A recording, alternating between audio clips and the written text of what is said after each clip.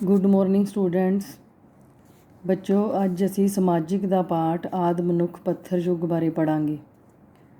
ਬੱਚੋ, ਪੁਰਾਤਨ ਪੱਥਰ ਯੁੱਗ ਲਗਭਗ 3,50,000 ਸਾਲ ਤੋਂ 11,000 ਸਾਲ ਪਹਿਲਾਂ ਤੱਕ ਦਾ ਸਮਾਂ ਮੰਨਿਆ ਜਾਂਦਾ ਹੈ। ਇਤਿਹਾਸ ਤੋਂ ਪਹਿਲੇ ਸਮੇਂ ਨੂੰ ਪੂਰਵ ਇਤਿਹਾਸ ਕਿਹਾ ਜਾਂਦਾ ਹੈ। ਪੂਰਵ ਇਤਿਹਾਸ ਬਹੁਤ ਹੀ ਲੰਬਾ ਸਮਾਂ ਹੈ। ਇਸ ਨੂੰ 3 ਹਿੱਸਿਆਂ 'ਚ ਵੰਡਿਆ ਗਿਆ ਹੈ। ਪਹਿਲਾ ਹੈ ਪੁਰਾਤਨ ਪੱਥਰ ਯੁੱਗ, ਦੂਸਰਾ ਮੱਧ ਪੱਥਰ ਯੁੱਗ ਔਰ ਤੀਸਰਾ ਨਵਾਂ ਪੱਥਰ ਯੁੱਗ।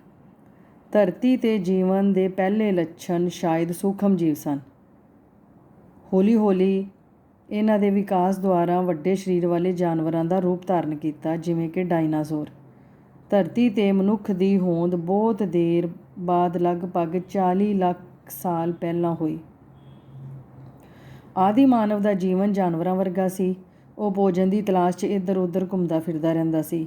ਆਦਿ ਮਨੁੱਖ ਦਾ ਜੀਵਨ ਕੁਦਰਤੀ ਵਸਤਾਂ 'ਤੇ ਨਿਰਭਰ ਸੀ। ਉਹ ਜੰਗਲਾਂ ਦੇ ਵਿੱਚ ਕੰਦ ਮੂਲ ਖਾਂਦਾ, ਮੱਛੀਆਂ ਫੜਦਾ, ਸ਼ਿਕਾਰ ਕਰਦਾ ਸੀ, ਕੱਚਾ ਮਾਂਸ ਖਾਂਦਾ ਸੀ, ਕਿਉਂਕਿ ਉਸਨੂੰ ਅੱਗ ਬਾਰੇ ਕੋਈ ਜਾਣਕਾਰੀ ਨਹੀਂ ਸੀ। ਉਹ ਆਪਣੇ ਆਪ ਨੂੰ ਜੰਗਲੀ ਜਾਨਵਰਾਂ ਤੋਂ ਸੁਰੱਖਿਅਤ ਰੱਖਣ ਲਈ ਝੁੰਡ ਬਣਾ ਕੇ ਘੁੰਮਦਾ ਸੀ ਅਤੇ ਰਾਤ ਨੂੰ ਦਰੱਖਤਾਂ ਜਾਂ ਗੁਫਾਵਾਂ ਦੇ ਘਰਾਂ 'ਚ ਰਹਿੰਦਾ ਸੀ। ਉਹ ਆਪਣੇ ਸਰੀਰ ਨੂੰ ਜਾਨਵਰਾਂ ਦੀਆਂ ਖੱਲਾਂ, ਦਰੱਖਤਾਂ ਦੇ ਪੱਤੇ ਅਤੇ ਛਿਲਕਿਆਂ ਨਾਲ ਢੱਕਦਾ ਸੀ, ਜੋ ਉਸ ਨੂੰ ਬਹੁਤ ਜ਼ਿਆਦਾ ਗਰਮੀ ਸਰਦੀ ਤੋਂ ਬਚਾਉਂਦੇ ਸਨ। ਨਹੀਂ ਤਾਂ ਉਹ ਨੰਗਾ ਹੀ ਘੁੰਮਦਾ ਸੀ। ਜਾਨਵਰਾਂ ਦਾ ਸ਼ਿਕਾਰ ਕਰਨ ਲਈ ਉਹ ਪੱਥਰਾਂ ਅਤੇ ਦਰੱਖਤਾਂ ਦੀਆਂ ਟਾਹਣੀਆਂ ਦੀ ਵਰਤੋਂ ਕਰਦਾ ਸੀ। ਇਸ ਯੁੱਗ ਦਾ ਮਨੁੱਖ ਸ਼ਿਕਾਰੀ ਅਤੇ ਖਾਦ ਸੰਗ੍ਰਹਿਕ ਦੇ ਨਾਂ ਨਾਲ ਜਾਣਿਆ ਜਾਂਦਾ ਹੈ। ਉਹ ਆਪਣੀ ਵਰਤੋਂ ਲਈ ਪੱਥਰਾਂ ਦੇ ਔਜ਼ਾਰ ਅਤੇ ਹਥਿਆਰ ਬਣਾਉਂਦਾ ਸੀ। ਇਹਨਾਂ ਦੇ ਵਿੱਚ ਬੱਚੋ ਕੁਹਾੜੀਆਂ ਸਨ, ਬਸਲੇ, ਭਾਲੇ, ਗੰਡਾਸੇ ਆਦਿ ਸ਼ਾਮਿਲ ਸਨ, ਜਿਨ੍ਹਾਂ ਦੁਆਰਾ ਉਹ ਸ਼ਿਕਾਰ ਕਰਦਾ ਸੀ। ਕਦੀ ਕਦੀ ਉਹ ਇਹਨਾਂ ਸੰਦਾਂ ਨੂੰ ਹੱਡੀਆਂ ਜਾਂ ਲੱਕੜੀਆਂ ਤੋਂ ਵੀ ਬਣਾਉਂਦਾ ਸੀ। ਮਨੁੱਖ ਦੀ ਇਸ ਕਹਾਣੀ ਨੂੰ, ਇਸ ਯੁੱਗ ਨੂੰ ਪੁਰਾਤਨ ਪੱਥਰ ਯੁੱਗ ਕਿਹਾ ਜਾਂਦਾ ਹੈ, ਜੋ ਕਿ ਇਸ ਇਤਿਹਾਸ ਦਾ, ਪੂਰਵ ਇਤਿਹਾਸ ਦਾ ਪਹਿਲੇ ਦਾ ਸਮਾਂ ਹੈ। ਪੁਰਾਤਨ ਪੱਥਰ ਯੁੱਗ, ਇਸ ਨੂੰ ਬੱਚੋ ਅੰਗਰੇਜ਼ੀ ਵਿੱਚ ਪੈਲੀਓਲਿਥਿਕ ਪੀਰੀਅਡ ਵੀ ਕਹਿੰਦੇ ਨੇ, ਅਤੇ ਯੂਨਾਨੀ ਭਾਸ਼ਾ ਵਿੱਚ ਪੈਲੀਆ ਤੋਂ ਭਾਵ ਹੈ ਪੁਰਾਣਾ ਅਤੇ ਲਿਥਿਕ ਤੋਂ ਭਾਵ ਹੈ ਪੱਥਰ। ਇਸ ਤਰ੍ਹਾਂ ਇਸ ਦਾ ਅਰਥ ਹੈ ਪੁਰਾਣਾ ਪੱਥਰ। ਉਸ ਤੋਂ ਬਾਅਦ ਬੱਚੋ ਅਗਲਾ ਯੁੱਗ ਹੈ ਮੱਧ ਪੱਥਰ ਯੁੱਗ। ਇਹ 10,000 ਸਾਲ ਪਹਿਲਾਂ ਦਾ ਸਮਾਂ ਹੈ। ਪੁਰਾਤਨ ਪੱਥਰ ਯੁੱਗ ਤੋਂ ਬਾਅਦ ਦਾ ਸਮਾਂ ਮੱਧ ਪੱਥਰ ਯੁੱਗ ਹੈ। ਇਸ ਨੂੰ ਮੈਸੋਲਿਥਿਕ ਪੀਰੀਅਡ ਵੀ ਕਿਹਾ ਜਾਂਦਾ ਹੈ। ਇਸ ਯੁੱਗ ਵਿੱਚ ਮਨੁੱਖ ਦੇ ਜੀਵਨ ਪੱਧਰ ਵਿੱਚ ਬਹੁਤ ਉੱਨਤੀ ਹੋਈ।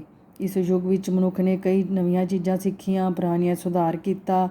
ਉਦਾਹਰਣ ਵਜੋਂ ਉਸਨੇ ਟੁੱਟੇ ਹੋਏ ਪੱਥਰ ਦੇ ਟੁਕੜਿਆਂ ਦੀ ਥਾਂ ਨੁਕੀਲੇ ਯਾਨੀ ਤਿੱਖੇ ਅਤੇ ਘੜੇ ਹੋਏ ਪੱਥਰਾਂ ਦੇ ਹਥਿਆਰ ਜਿਵੇਂ ਕੁਹਾੜੀਆਂ, ਭਾਲੇ, ਗੰਡਾਸੇ ਆਦਿ ਬਣਾਉਣੇ ਸਿੱਖ ਲਏ।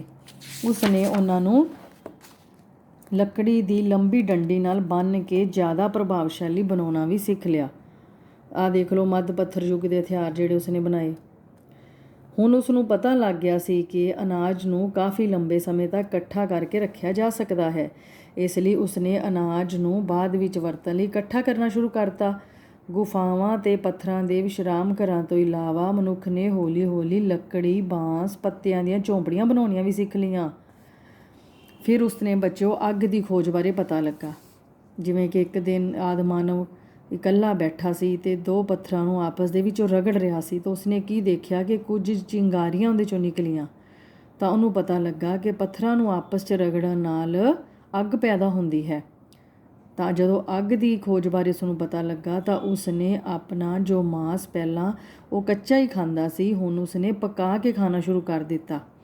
ਉਸਨੇ ਅੱਗ ਬਾਲ ਕੇ ਆਪਣਾ ਭੋਜਨ ਪਕਾਉਣਾ ਸਿੱਖ ਲਿਆ ਅਤੇ ਅੱਗ ਹੁਣ ਉਸਨੂੰ ਸਰਦੀ ਦੇ ਮੌਸਮ ਦੇ ਗਰਮੀ ਜੋ ਵੀ ਬਚਾਉਂਦੀ, ਕਿ ਖਤਰਨਾਕ ਜਾਨਵਰਾਂ ਤੋਂ ਵੀ ਬਚਾਉਂਦੀ।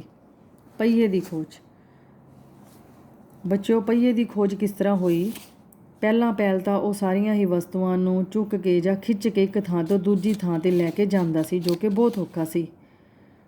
ਤਾਂ ਇੱਕ ਦਿਨ ਉਸਨੇ ਲੱਕੜੀ ਦੇ ਗੱਠੇ ਦੇ ਗੋਲ ਰੇੜੇ ਬਣਾਉਣੇ ਸਿੱਖ ਲਏ ਅਤੇ ਇਸ ਦੀ ਸਹਾਇਤਾ ਨਾਲ ਉਸਨੇ ਦੂਸਰੀਆਂ ਵਸਤੂਆਂ ਨੂੰ ਖਿੱਚਣਾ ਸਿੱਖਿਆ। ਲੱਕੜੀ ਦੇ ਗੋਲ ਗੱਠਿਆਂ ਨੂੰ ਉਸਨੇ ਪਹੀਏ ਦੇ ਰੂਪ ਵਿੱਚ ਵਰਤਿਆ। ਇਸ ਤਰ੍ਹਾਂ ਦਾ ਇਹ ਯੁੱਗ ਮਸ਼ੀਨੀ ਯੁੱਗ ਦੀ ਦਿਸ਼ਾ ਵਿੱਚ ਪਹਿਲਾ ਕਦਮ ਸੀ। ਇਸ ਨਾਲ ਵਿਕਾਸ ਦੀ ਗਤੀ ਹੋਰ ਆਸਾਨ ਅਤੇ ਤੇਜ਼ ਹੋ ਗਈ। ਉਸ ਤੋਂ ਬਾਅਦ ਬੱਚੋ ਤੀਸਰਾ ਯੁੱਗ ਆਇਆ ਨਵਾਂ ਪੱਥਰ ਯੁੱਗ। ਇਹ ਅੰਦਾਜ਼ਨ 5000 ਸਾਲ ਪਹਿਲਾਂ ਦਾ ਸਮਾਂ ਹੈ। ਇਸ ਯੁੱਗ ਵਿੱਚ ਮਨੁੱਖ ਸੀ ਇੱਕ ਉਤਪਾਦਕ ਦੇ ਰੂਪ ਦੇ ਵਿੱਚ ਸਾਹਮਣੇ ਆਇਆ। ਉਸਨੇ ਦੇਖਿਆ ਕਿ ਅਨਾਜ ਦੇ ਜੋ ਦਾਣੇ ਉਹ ਭੂਮੀ 'ਤੇ ਸੁੱਟਦਾ ਹੈ ਅਤੇ ਉਹਨਾਂ ਤੋਂ ਨਵੇਂ ਪੌਦੇ ਉਗਾਉਂਦੇ ਹਨ ਅਤੇ ਉਹ ਕਾਫੀ ਸਾਰਾ ਅਨਾਜ ਉਹਦੇ ਤੋਂ ਉਹਨੂੰ ਪ੍ਰਾਪਤ ਹੁੰਦਾ ਹੈ। ਉਸਨੇ ਹੌਲੀ ਹੌਲੀ ਇਹ ਵੀ ਸਿੱਖਿਆ ਕਿ ਕਦੋਂ ਬੀਜ ਮਿੱਟੀ ਵਿੱਚ ਜਲਦੀ ਅਤੇ ਵਧੀਆ ਪੈਦਾਵਾਰ ਲਈ ਬੀਜਣੇ ਚਾਹੀਦੇ ਹਨ। ਭੂਮੀ ਉੱਤੇ ਉਸਨੇ ਖੇਤੀ ਕਰਨ ਲਈ ਉਸ ਨੂੰ ਤਿਆਰ ਕਰਨਾ ਸ਼ੁਰੂ ਕਰ ਦਿੱਤਾ। ਇਸ ਨੂੰ ਨਵਾਂ ਪੱਥਰ ਯੁੱਗ ਕਿਹਾ ਜਾਂਦਾ ਸੀ। ਹੁਣ ਤੱਕ ਮਨੁੱਖ ਝੌਂਪੜੀਆਂ 'ਚ ਰਹਿੰਦਾ ਸੀ। ਅਨਾਜ ਉਗਾਉਣਾ ਅਤੇ ਭੋਜਨ ਪਕਾਉਣਾ ਸਿੱਖਿਆ ਉਸਨੇ। ਔਜ਼ਾਰ ਪਹਿਲਾਂ ਨਾਲੋਂ ਜ਼ਿਆਦਾ ਵਧੀਆ ਢੰਗ ਨਾਲ ਬਣਾ ਲਏ, ਜੋ ਕਿ ਪਹਿਲਾਂ ਨਾਲੋਂ ਤੇਜ਼ ਅਤੇ ਹਲਕੇ ਸਨ, ਜਿਨ੍ਹਾਂ ਨਾਲ ਕੰਮ ਕਰਨ ਦੀ ਸਮਰੱਥਾ ਪਹਿਲਾਂ ਨਾਲੋਂ ਵੀ ਵੱਧ ਗਈ। ਨਵੇਂ ਪੱਥਰ ਯੁੱਗ ਵਿੱਚ ਮਨੁੱਖ ਨੇ ਭੋਜਨ ਪਕਾਉਣ ਅਤੇ ਰੱਖਣ ਲਈ ਮਿੱਟੀ ਦੇ ਬਰਤਨ ਬਣਾਉਣੇ ਸਿੱਖ ਲਏ। ਸ਼ੁਰੂ ਵਿੱਚ ਬਰਤਨ ਉਹ ਹੱਥ ਨਾਲ ਬਣਾ ਕੇ ਧੁੱਪ ਵਿੱਚ ਸੁਕਾਉਂਦਾ ਸੀ। ਬਾਅਦ ਵਿੱਚ ਉਸਨੇ ਚੱਕ 'ਤੇ ਬਰਤਨ ਬਣਾ ਕੇ ਉਹਨਾਂ ਨੂੰ ਭੱਠੀ 'ਚ ਪਕਾਉਣਾ ਸਿੱਖ ਲਿਆ। ਹੌਲੀ ਹੌਲੀ ਵਿਕਾਸ ਹੁੰਦਾ ਗਿਆ ਤਾਂ ਮਨੁੱਖ ਇੱਕ ਕਲਾਕਾਰ ਦੇ ਰੂਪ ਵਿੱਚ ਸਾਹਮਣੇ ਆਇਆ। ਭੋਜਨ ਉਗਾਉਣਾ, ਪਕਾਉਣਾ, ਬਰਤਨ ਬਣਾਉਣਾ ਸਿੱਖਣਾ ਆਦਿ ਕੰਮਾਂ ਤੋਂ ਬਾਅਦ ਮਨੁੱਖ ਨੇ ਹੁਣ ਆਪਣੇ ਘਰਾਂ ਦੀਆਂ ਕੰਧਾਂ ਉੱਤੇ ਚਿੱਤਰ ਬਣਾ ਕੇ ਆਪਣੀ ਕਲਾ ਦਾ ਪ੍ਰਦਰਸ਼ਨ ਕਰਨਾ ਸ਼ੁਰੂ ਕਰ ਦਿੱਤਾ। ਜਿਸ ਘਰ 'ਚ ਉਹ ਰਹਿੰਦਾ ਸੀ ਉਸ ਘਰ ਨੂੰ ਘਰ ਸਜਾਵਟ ਕਿਹਾ ਜਾਂਦਾ ਸੀ। ਉਸਨੇ ਨਕੀਲੇ ਪੱਥਰਾਂ ਅਤੇ ਰੰਗਾਂ ਦੀ ਸਹਾਇਤਾ ਨਾਲ ਮਨੁੱਖਾਂ, ਜਾਨਵਰਾਂ ਅਤੇ ਸ਼ਿਕਾਰ ਦੇ ਦ੍ਰਿਸ਼ਾਂ ਦੇ ਚਿੱਤਰ ਬਣਾਏ। ਜ਼ਿਆਦਾਤਰ ਬੱਚਿਓ ਇਹ ਚਿੱਤਰ ਇੱਕ ਸਿਰਫ ਰੇਖਾ ਚਿੱਤਰ ਹਨ, ਪਰੰਤੂ ਕਦੇ-ਕਦੇ ਇਹਨਾਂ ਵਿੱਚ ਰੰਗ ਵੀ ਭਰੇ ਹੋਏ ਮਿਲਦੇ ਹਨ। ਪੱਥਰ ਚਿੱਤਰ ਭਾਰਤ ਦੇ ਅਨੇਕਾਂ ਭਾਗਾਂ ਦੇ ਵਿੱਚ, ਸੰਸਾਰ ਦੇ ਵਿੱਚ ਹੋਰ ਸਥਾਨਾਂ ਤੋਂ ਵੀ ਪ੍ਰਾਪਤ ਹੋਏ ਹਨ। ਇਸੇ ਤਰ੍ਹਾਂ ਦਾ ਇੱਕ ਸਥਾਨ ਮੱਧ ਪ੍ਰਦੇਸ਼ ਵਿੱਚ ਭੋਪਾਲ ਦੇ ਨੇੜੇ ਭੀਮ ਬੈਠਕਾ ਹੈ, ਜਿੱਥੋਂ ਇਹ ਚਿੱਤਰ ਪ੍ਰਾਪਤ ਹੋਏ ਹਨ। ਇਹਨਾਂ ਚਿੱਤਰਾਂ ਦੇ ਇਲਾਵਾ ਮਨੁੱਖ ਨੇ ਬਹੁਤ ਤਰ੍ਹਾਂ ਦੇ ਕੀਮਤੀ ਪੱਥਰਾਂ, ਪੱਕੀ ਮਿੱਟੀ ਅਤੇ ਹਾਥੀ ਦੰਦ ਦੇ ਮਣਕੇ ਬਣਾਉਣੇ ਵੀ ਸਿੱਖ ਲਏ, ਜਿਨ੍ਹਾਂ ਦੀ ਉਹ ਗਹਿਣਿਆਂ ਦੇ ਰੂਪ ਵਿੱਚ ਵਰਤੋਂ ਕਰਦਾ ਸੀ। ਇਸ ਨੂੰ ਬੱਚੋ ਫੈਸ਼ਨ ਜਾਂ ਸਿੰਗਾਰ ਦੀ ਸ਼ੁਰੂਆਤ ਕਹਿ ਸਕਦੇ ਹਾਂ, ਜਿਹੜਾ ਕਿ ਮਨੁੱਖ ਦੀ ਕਲਾਤਮਿਕ ਭਾਵਨਾ ਦਾ ਸਬੂਤ ਸੀ। ਇਸ ਸਮੇਂ ਤੱਕ ਸੱਭਿਅਤਾ ਜੀਵਨ ਹੋਂਦ ਵਿੱਚ ਆ ਚੁੱਕਾ ਸੀ।